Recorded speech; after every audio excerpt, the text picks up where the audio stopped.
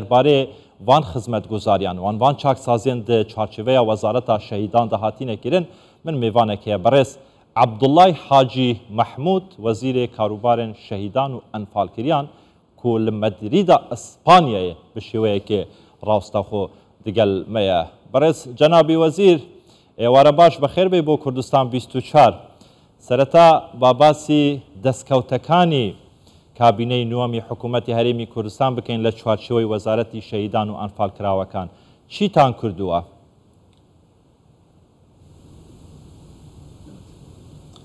هێوارەتان باش طبعا وەزارەتی کاروباری شەهیدان و ئەنفالکراوانی یەکێکە لە وەزارەتە گرنگانی حکوومەتی هەرێمی کوردستان چکە لە ڕابردوودا ئەتوانم بڵێم سەروەریەکانی خەڵکی کوردستان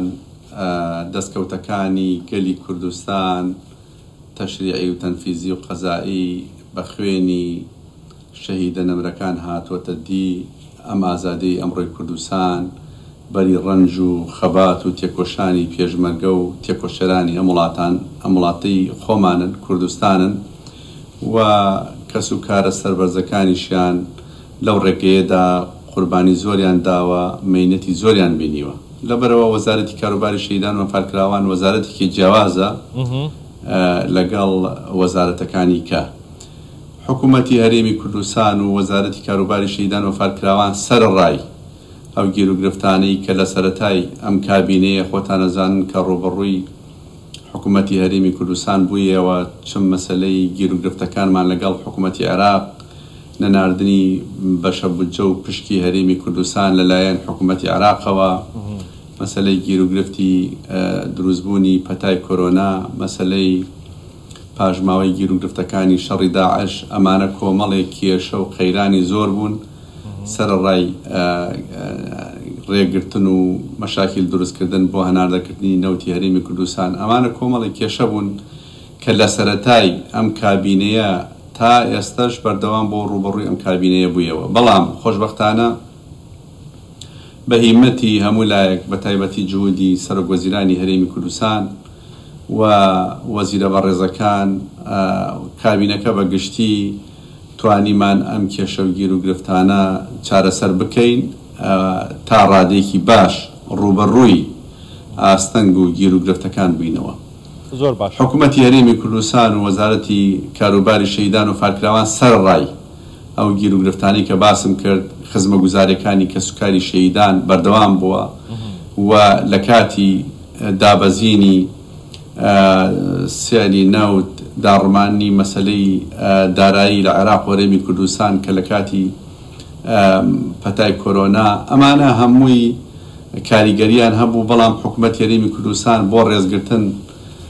لە قوربانیانی گەلی کوردستان بۆ ئیدامەدان بە سەروەریەکانی ئەم وڵاتە بۆ بەردەوامبوونی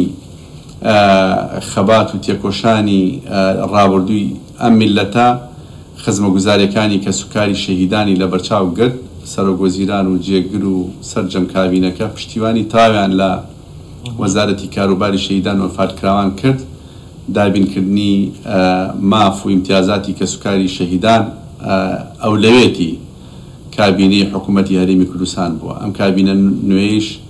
توانیوێتی خۆڕاگرانە ڕوبەڕووی ئەو ئاستەنگانە بێتەوە کە ئەمە دەستخۆشێکی گەورەیە سەرڕای خۆمان لە ناو کابینەکەی دەزانین باری دارایی حکوومەتی هەرێمی کوردستان لە چه قەیرانێکا بووە بەڵام سەرڕای ئەمەش توانیوێتی خزمەتگوزاریەکانی کەسوکاری شەهیدان و ئەنفالکراوان جێبەجێ بکە و لەگەڵ ئەمەشدا چاکسازی کە لە هەرێمی کوردستان لە پەرلەمان و پاشان لە ئەنجومەنی وەزیران پەیڕەوی بۆ دەرچوو ئێمەش بەشێکی گەورەی ئەو چاکسازیە بەر وەزارەتی کاروباری شەهیدان و ئەنفالکراوان کەوت بۆچی بۆ هێنانەکاری دادپەروەری لە نێوان وارسی شەهیدان و لە نێوان شەهیدان بەگشتی خۆتان ئەزانن بەهۆی گیر و گرفتی هەرێمی کوردستانەوە هەندێک جار نادادپەروەری ڕوبەڕووی وەزارەتی کاروباری شەهیدان بوویەوە بۆیە وەزارەتی کاروباری شەهیدان و ئەنفالکراوان ڕێگەیەکی ڕاست و دروستی گرتە بەر و چاکسازی لە دۆسیەی کەسوکاری شەهیدان و ئەنفالکراوانان کرد لەسەر جەم بەڕێوەبەراتەکان زۆر باشە ئەمە پرۆسەی چاکسازی بوو لە وەزارەتی شەهیدان و ئەنفالکراوەکان وەکو دەنابەت باست کرد لەبارەی هێنانەوەی ڕووفاتی ئەنفالکراوەکان دروستکردنی هەماهەنگی لەگەڵ حکوومەتی عێراق هەروەها دروستکردنی هەماهەنگی لەگەڵ وڵاتانی جیهانی بۆ ئەوەی کە ئەم کارە ساتانەی کە بەسەر هەرێمی کوردستان هاتوون بە جینوساید بناسرێن هەروەها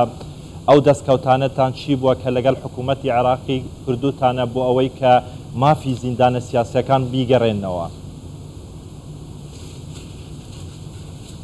بەڵێ تەبان وەزارەتی کاروباری شەهیدان و ئەنفالکراوان بەردەوام بووە و بۆ پێشەوە ڕۆشتووە بۆ داکۆکیکردن لە ماف و ئیمتیازاتی کەسوکاری سەربەرزی شەهیدان لە بەرامبەر حکوومەتی عێراق. خۆم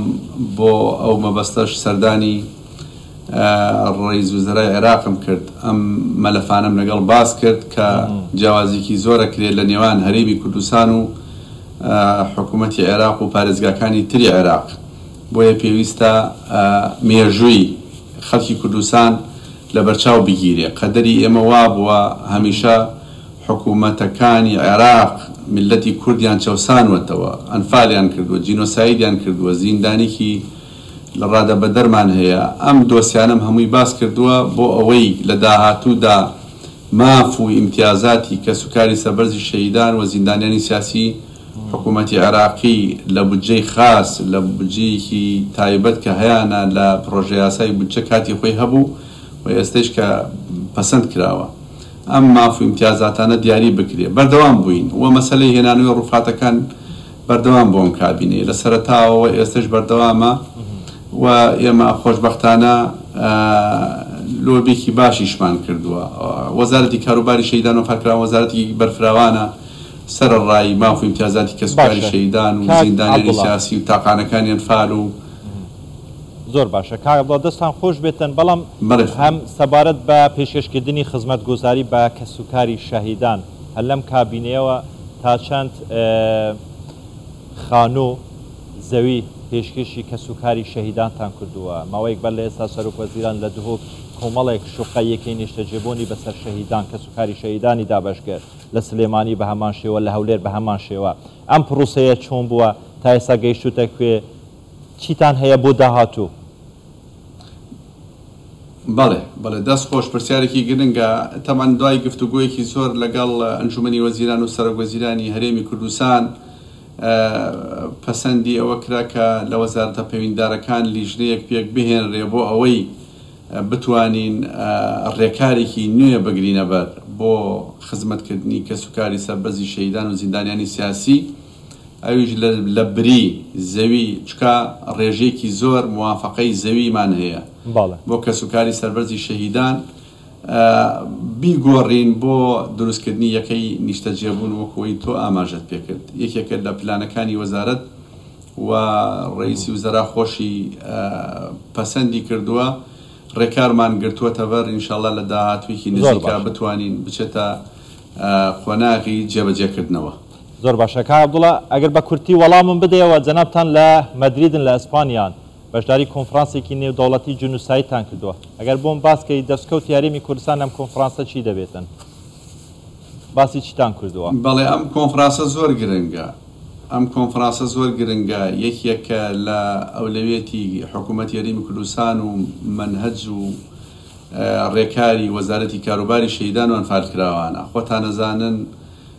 کەیسەکانی جینۆسایدی کورد و گەلی کوردستان بەگشتی ئێمە لە ناوەوەی عێراق لە هەرێمی کوردستان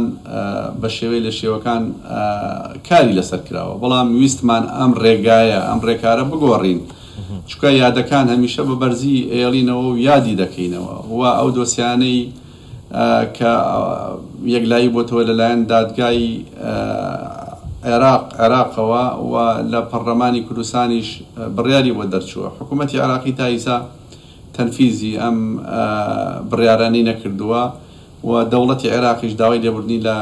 گەلی کوردستان نەکردووە. ئێمە ئەمانەوێ تەجاوازی ئەوە بکەین. سوپاس بۆ سەرۆکوەزیرانی هەرێمی کوردستان کە پشتیوانێکی باشی ئەم پرسەی کرد. ئەم پرسەی لا گرنگ بوو و بەهەندی وەرگرت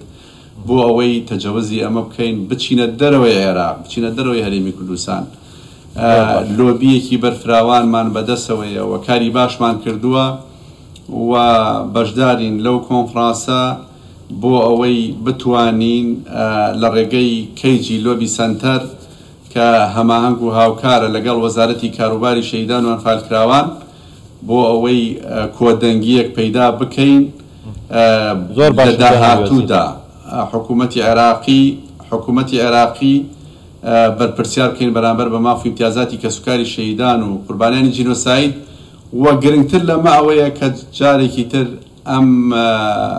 مەسەلەیە بەرامبەر بە خەڵکی کوردستان دووبارە نەبێتەوە ئەنفال و جینۆساید و کیمیاویمان لێ نەدرێ و لە ناومان نەبن. بەڕێز عەبدوڵڵا حاجی محمود وەزیرێ شەهیدان و ئەنفالکریان لە حکوومەت هەرێما کوردستانی کولم مەدری داسپانیت گەلمەوەی گەلێکی سوپاسین هەر هەبن.